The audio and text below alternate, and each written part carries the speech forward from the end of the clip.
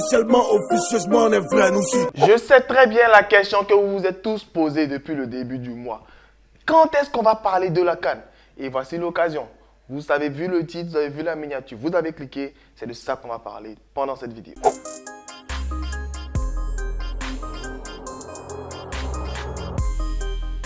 Yo, salut la team, c'est votre gars sûr, Jeff, Mr. Bereman, toujours là avec de nouveaux sons, de nouveaux Beret pour vous donner l'actualité du moment et souvent l'actualité même du jour.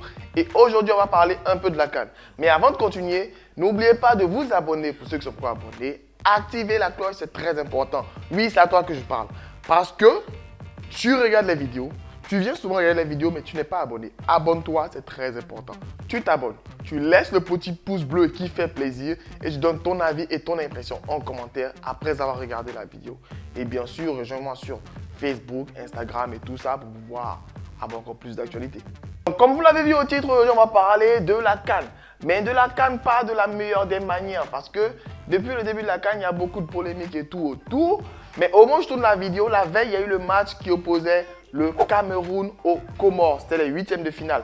Et pendant ce match-là, avant ce match, il y avait eu beaucoup d'incidents qui ont fait que la toile s'est beaucoup inflammée contre les Camerounais. Déjà, bien avant la rencontre, il y a eu 12 cas de Covid parmi les Comoréens.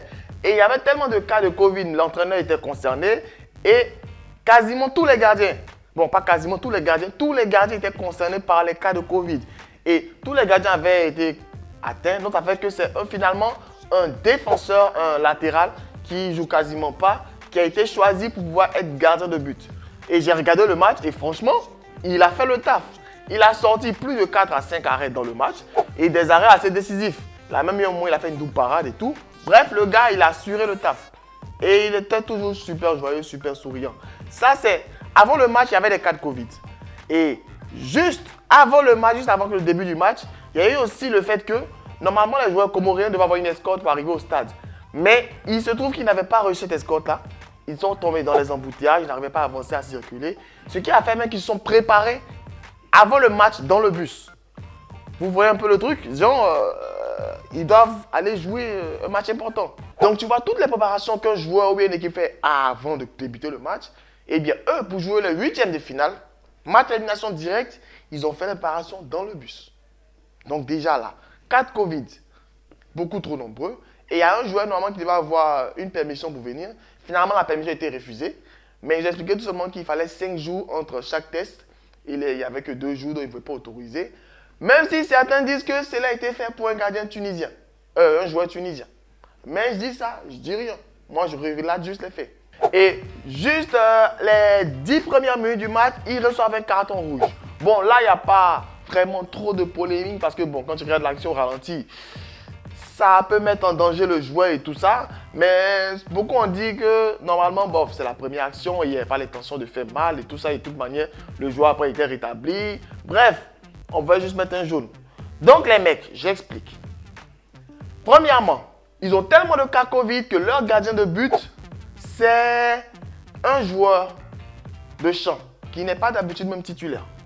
Deuxièmement, juste avant de commencer le match, il se trouve qu'ils ont dû faire leur échauffement de l'entraînement dans le bus parce que tout simplement, ils n'ont pas reçu l'escorte qu'ils devaient avoir. Troisièmement, ils jouent quasiment tout le match à 10. Bon, je sais ce que vous dites tous, vous demandez tous. Qu'est-ce que moi, Jeff, j'en pense? Bah, j'en pense rien. Moi, je vous dis, c'est à vous d'en penser. Mais malgré tout ce que j'ai cité, on a quand même vu une équipe du Comore assez forte et assez courageuse. Que ce soit le gardien de but qui assurait son rôle, même s'il y a une action où le deuxième but, il est plus allé comme un défenseur que comme un gardien parce qu'il a même mis les bras en arrière et tout pour éviter que sa main touche. Des réflexes de footballeur, de joueur de champ et tout ça. Et ça fait que même malgré ça, ils ont quand même tenu tête au Cameroun pendant tout le match. Et certaines personnes même ont critiqué un peu le fait que l'arbitre siffle avant la fin du match. Bon, il restait 3 secondes, mais normalement dans le football, il reste 3 secondes, on est en pleine contre-attaque, tu laisses la contre-attaque se jouer. Surtout que bien avant ça, il y a eu un petit arrêt de jeu parce qu'il y avait plus un joueur qui était tombé ou un remplacement. Mais il devait normalement encore ajouter au moins quelques secondes, 15 à 10 secondes, juste pour pouvoir compenser cela. Parce que c'était les Camerounais qui avaient perdu le temps. Mais tout ça a forcément fait réagir la toile. Il y avait plein de tweets, plein de mèmes et autres qui circulaient sur le web, qui visaient directement les Camerounais ou qui soutenaient plus les Comoriens.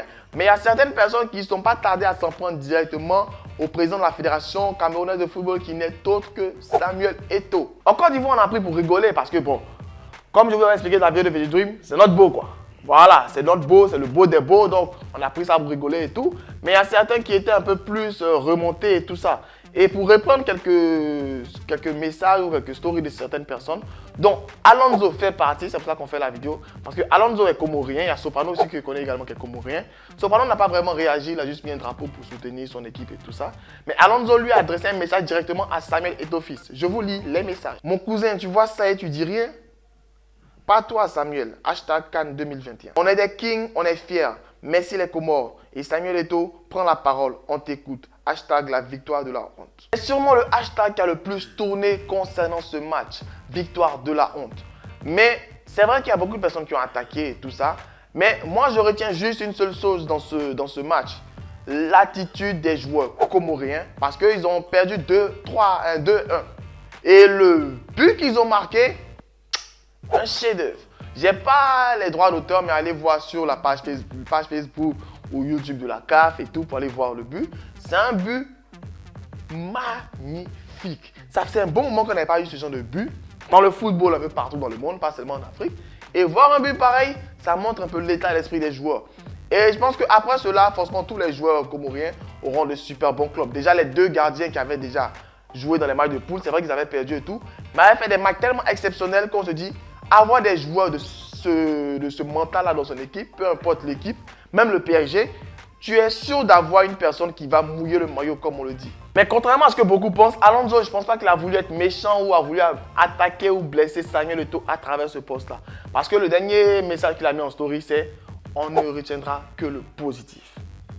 Parce que c'est vrai, il y a eu tout cela et autres. Parce que essayons un peu d'oublier le cas complot et autres, même si c'est ce que beaucoup disent, parce que c'est ce qui trotte dans la tête de beaucoup de personnes, le cas complot et autres, parce que quasiment toutes les équipes qui ont affronté le Cameroun, ils ont tous eu des cas Covid.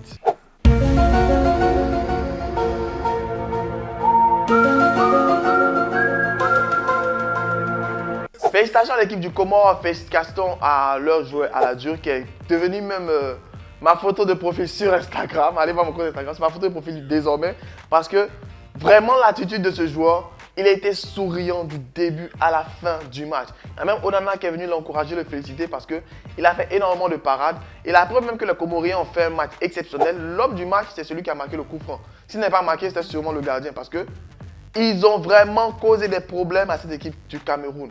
Et force de caractère, la force de caractère dont ils ont fait preuve dans ce match est vraiment un exemple de courage et de détermination. Parce que c'est comme s'ils avaient sur le terrain, même dans les tribunes, tous les Camerounais, supporters camerounais sont venus massivement. Ils avaient tout le monde contre eux, mais eux, avec leur détermination, leur courage et leur religion, parce qu'on a vu lorsqu'ils ont célébré le but et tout ça, ils ont pu montrer que lorsque tu as certaines choses contre toi, que tu sais sur quoi t'appuyer, tu peux vaincre et battre beaucoup de choses. Ça m'a fait super plaisir de partager cette vidéo avec vous. N'hésitez pas à donner vos avis et impressions en commentaire. Et c'est vrai qu'il y a eu cela, beaucoup de personnes appellent ça la victoire de la honte et tout. Mais on constate sur les réseaux sociaux que les gens s'imprègnent et s'attaquent un peu trop aux Camerounais personnellement. Je pense que ce qui a été fait et autres, même s'il y a eu complot et tout ça, ça n'engage pas les Camerounais eux-mêmes. C'est juste certaines personnes. Et certaines personnes sont attaquées à Samuel Eto'o. Bref, il a célébré le premier but parce qu'il a vu que c'était chaud. Mais le coup de sifflet final, il n'était pas vraiment très gai. Du genre, il a senti un peu que c'était pas vraiment très honorant ce genre de victoire et tout. Mais c'est pas forcément de sa faute parce que Samuel Eto'o, on le connaît, c'est un sportif de fou, un sportif de dingue. Il est prêt à aller au charbon et tout, mais on sent pas que ce soit une personne qui soit prête à pouvoir faire des magouilles et tout ça. N'hésitez pas à donner vos avis et impressions en commentaire. Rejoignez-moi sur mon compte Instagram, c'est Archiduc Jeff. Facebook également, Archiduc Jeff. Abonnez-vous et laissez un commentaire. Bref, plus précis. Laisse un commentaire pour donner ton avis et impression sur ce que tu as pensé de cette vidéo-là. Comme je l'ai dit, moi, j'ai pas grand-chose à vous dire. C'est vous qui devez juger. Sur ce, bye, Jeff. Cordialement, Jeff.